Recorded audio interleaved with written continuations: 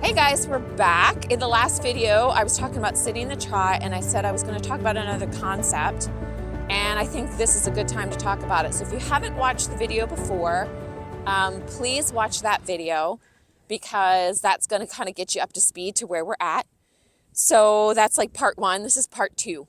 So the next thing I want to talk about in your positioning in the sitting trot is this awareness of the hind legs. And we will talk about this in the walk and the canter and everything, but a lot of people don't think about it as much in the trot as they do in those other gaits. And it's really important to be able to know what each hind leg is doing for your proprioception of riding in general. But you actually can help your position, help the horse's back, and actually amplify their movement a little bit when you concentrate on what the hind legs are doing.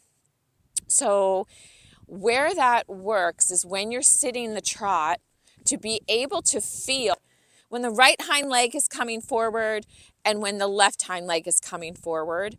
And if you ever look at Edward Gall, you can really see that part of the reason that he sits there so quietly, although I don't really love his riding, but he does sit there very quietly, is you can see that he has a little independent movement of his hip flexors and his hips based on what his horse's hind legs are doing. And that's what just kind of looks like he's like just plugged in there, right? So a lot of times we talk about the sitting trot and we talk about this movement like the horse pushes us up and forward, and we have to be able to maintain our position and absorb that movement so that we quote unquote don't move, right? We're trying to look as still as possible even though we are moving, right? So we're absorbing that in our hip flexors is what we talked about, was one key component of that besides our alignment and our isometric contractions. But the other option, or the other sophistication of that, once you get that down, is to be able to realize when the right seat bone is being pushed forward or when the left seat bone is being pushed forward. And it's a very, very, very minute thing. You will not see it. It is something that you will feel, and your proprioception of that, your perception of that, will help you sit the trot better. So let me see if I can just do a little demo of that. I'll just start out with like a regular sitting trot where I'm just concentrating on my pelvis being able to swing with the horse and me maintaining my position. And, Teddy gets really bored when we stand around and talk.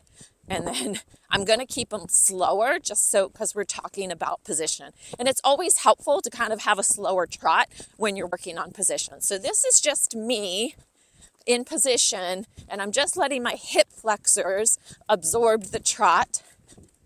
Hey, bud. Come. Yeah. And now if I start to think one hind leg and then the other hind leg, right?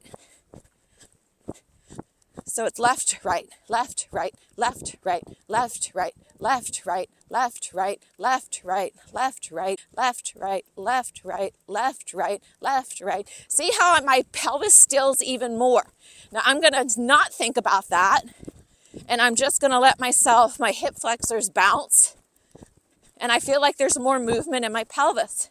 If I think right, left, left, right, left, right, left, right, left, right, left, right, left, right, left, right, left, right. You notice he gets quieter and softer on the bit too. So that's another really like key component. And we think about this all the time in the walk. And it's really helpful if you have mirrors, if you can't feel it, or have a friend call it out to you. At the trot, of course, you can always look down, because obviously if you're posting when this leg is going forward, then the right hind is going forward, right? And it doesn't even matter. Like sometimes I think I call it out wrong, but I'm feeling it correctly, which I may have called it out wrong when I was talking to you guys. So it's not, I mean, you don't even have to like call it out, but it's just you want to be able to feel it and feel like, oh, right, left, right, left, right, left.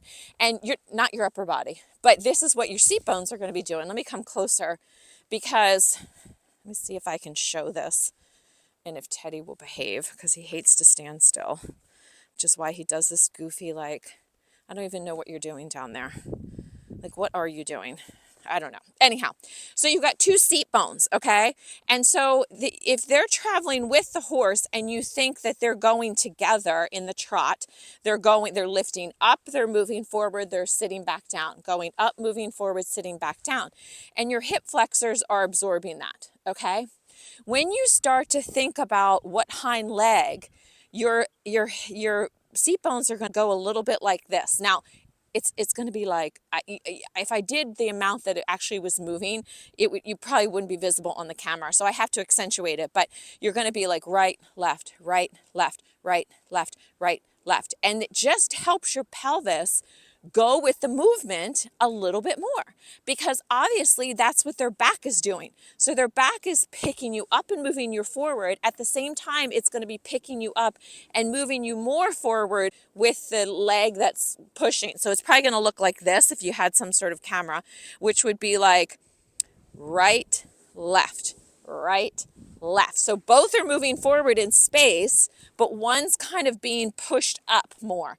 Probably not pushed forward as much as it's being pushed up. So you're going right, left, right, left. That's probably what it's going to be because you're going up and forward, but one is going to be pushing a little bit more in each of those strides because that's how the hind leg is pushing off. And if you, that like minutest difference, if you can feel that and do that in your pelvis, that's going to really help you sit the trot. It's also going to really help you influence your horse's trot. So, and he was a good demo there because he gets a little bit, like he hates standing around, as you can tell. And I don't know why he does this goofy thing with wanting to like put his head down and bow his neck. I don't know. It doesn't make sense to me, but whatever. You'd think he'd just want to be standing there quietly and take the relaxation, but he doesn't. And so, when I pick him back up and put him back to work, he's kind of like, it's like start, stop, start, stop, start, stop. He doesn't do really great with that. But you could definitely see a difference when I started following his back with his hind legs. And I ride bareback quite a bit in the winter because of the warmth, honestly.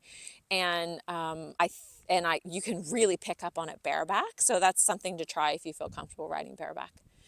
Anyhow, that's the other piece of it that I think is like really helpful for being able to sit the trot. Once you're able to ride a seat bone different than another seat bone, it can really make the difference in the walk and the canter too. And we'll discuss that in another video. All right, great guys. See ya.